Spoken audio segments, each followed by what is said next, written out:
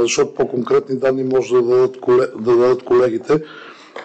Абсолютно сте прав, че има една изключително голяма диспропорция по отношение на досегашните инвестиции в инфраструктура за питейно-битово и продължаващите на места и нарастващи водни загуби за питейно-битово.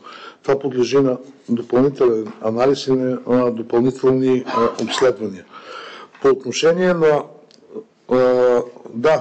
за съжаление загубите, които могат да бъдат отчетени и по отношение на напоителните системи, наистина не са малки.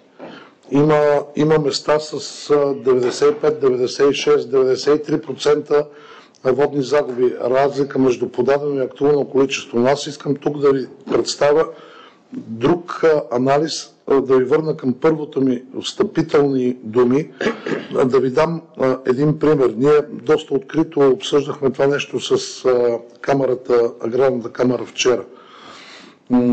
Да ви върна на тройния механизъм на контрол и управление на водите между нас, енергетиката и напоителни системи. И давам пример, правили сме справки, ползвали сме и публични данни и въпроси от народни представители към министъра на земеделието и към нашия министър. Вижте какъв е парадокс.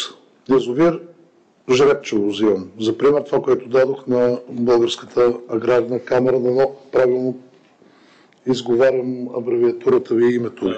Да. 2024 година 103 милиона кубични метра подадени, изтекли от язовир Жребчево. Ние от 2019 година не разрешаваме за енергийни нужди да се използва тази вода. Актувани обаче, т.е. за напояване, това, което реално вече колегите ще вземат отношение, е стигнало до потребителите с 95% водни загуби или 4 милиона и 800 хиляди кубични метра. Такива са Тича, Копринка, Жребчево, Тополница, Батак, Белмекен, Горни Дъбник. Но